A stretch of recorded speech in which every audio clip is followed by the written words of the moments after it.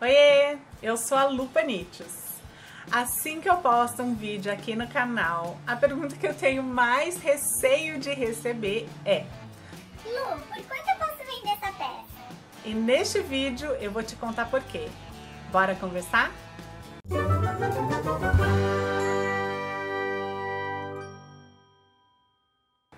Cada artesã tem o seu jeito de calcular o preço dos seus produtos. Para mim isso nunca foi muito simples, muito fácil. Eu nunca tive uma fórmula fixa para calcular o preço de todos os meus produtos. Eu pensava individualmente em cada peça.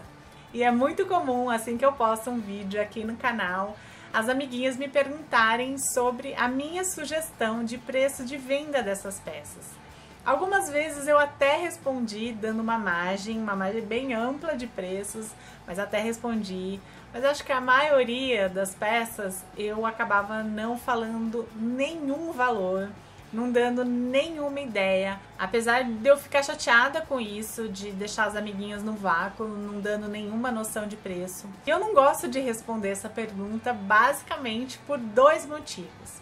O primeiro, porque eu acho que a matéria-prima do nosso trabalho tem um valor muito variável. Então, só para dar um exemplo, o valor da tricoline nacional na minha região aqui está por volta de R$30. No vídeo da Mega eu mostrei que na Niase, que tem produtos de qualidade e de estampas muito bonitas, eles vendem a R$14,90 o metro.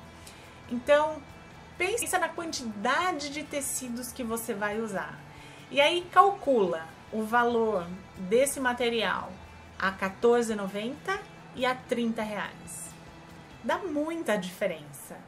Então é muito complicado pensar em todas as amiguinhas que eu tenho aqui no canal, a realidade de cada uma e pensar que pode ter uma variação tão grande. Pode ser que até tenha lugares que o valor da tricoline seja mais cara do que é na minha região. Então essa diferença ficaria ainda maior. Dá uma diferença muito grande no valor do custo. Então, consequentemente, vai dar um valor muito diferente em relação ao preço de venda. O segundo motivo que me deixa muito resistente a falar sobre preço aqui no canal é que eu tenho um medo muito grande de ser injusta e até acabar prejudicando alguém. Seria muito fácil eu chegar aqui e falar assim: olha, você gasta R$8 e pode vender a R$80. E aí todo mundo ia falar assim: olha como a Lu é legal, ela é boazinha, ela vai deixar todo mundo rica. E a realidade não é bem essa. Eu prefiro ser artesã chata que não fala sobre valores. Eu prefiro que vocês não me adorem tanto, que não achem que eu seja assim tão incrível e que vá proporcionar a riqueza de vocês. Eu prefiro não ter uma thumbnail bombástica e falar ganhe X% de lucro na sua peça, para ser uma artesã da realidade. Que talvez eu seja até questionado assim: poxa, mas ela faz e não fala o preço que eu posso vender? E justamente eu percebo que a pessoa que me pergunta sobre preço provavelmente não tem muita experiência, porque a artesã que já está acostumada com o mercado, já tem uma clientela, já tem uma referência do preço de outros produtos semelhantes, ela já tem uma noção do preço que ela consegue vender para aquela clientela dela. A artesã iniciante que não tem essa noção, então eu tenho muito medo de ser injusta, tenho muito medo de incentivar as pessoas com uma realidade que não existe e ao mesmo tempo desestimular outras pessoas. Então, eu tenho medo de estimular pessoas assim: você vai gastar 8 e vai vender por 80, e a pessoa fala: nossa, vou viver só do artesanato, com essas duas peças eu já vou comprar meu balancim. E aí a realidade não é bem essa. e de outra forma de desestimular. Então, eu chegar para alguém e falar assim, nossa, você vende por R$80 e a pessoa não consegue vender R$80, o que ela vai pensar? Que ela não tem uma qualidade legal. Ela vai pensar que o problema tá com ela e não que eu superestimei o valor de uma peça. Quando eu tava no começo, eu escutei muito assim, ó. Ah, se você fizer tudo direitinho, você consegue vender R$80. E eu não conseguia vender R$80, porque óbvio, eu tava começando, eu não tinha clientela, não tinha um nome formado, eu não tinha uma marca estabelecida. Então, óbvio que eu não conseguia vender a 80 e óbvio que eu não conseguia vender nem a 70.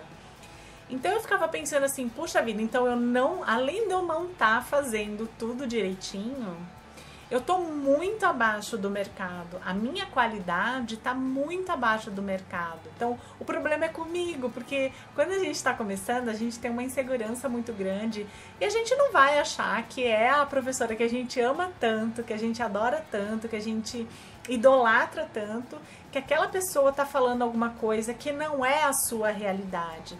Talvez ela nem tenha más intenções, mas é que ela tem já uma realidade de uma marca estabelecida, de um trabalho estabelecido, que as pessoas pagam pelas peças, pelo trabalho, porque já conhecem a qualidade, mas às vezes não é a sua realidade. Então, prefiro não falar preço na maioria dos casos, principalmente quando vai mais quantidade de material, que aí eu acho que a diferença vai ficando maior ainda. É muito complicado, né? Eu não tô vendo a qualidade do tecido, da manta que você tá usando. Eu não tô vendo a qualidade do seu acabamento. E quem sou eu para falar, né? Analisar acabamento. Eu aqui do meu ateliê, da minha casa, determinar o valor que todas as pessoas aqui do canal poderiam vender. É complicado tanto para quem tá começando e eu acabar falando um valor muito mais alto do que essa pessoa conseguiria vender. E é complicado também para as pessoas que já têm um nome, que já têm uma clientela, eu baixar muito essa média e aí o cliente dessa pessoa acabar vendo um vídeo meu e falar assim, poxa, mas você vende a R$80, ela falou que essa peça você pode vender a R$60. Então é muito complicado, eu acho isso muito complicado, eu acho um tema muito aberto a discussões. Eu espero muito que com essa minha explicação você entenda por que eu não gosto de falar sobre preço. Fora que eu acho que, na minha opinião, não é uma coisa simples você pegar o valor de custo e colocar X de lucro, né? Para mim não é simples assim. Você tem que pensar qual é o seu nicho de clientela, até coisas simples, por exemplo, se tem entrega, não tem entrega, se tem embalagem, se não tem embalagem, se é pronta entrega ou se é encomenda. Eu acho que isso faz toda a diferença. Então eu espero muito que você tenha gostado desse vídeo. Se gostou, clique em curtir e compartilhe com os amigos.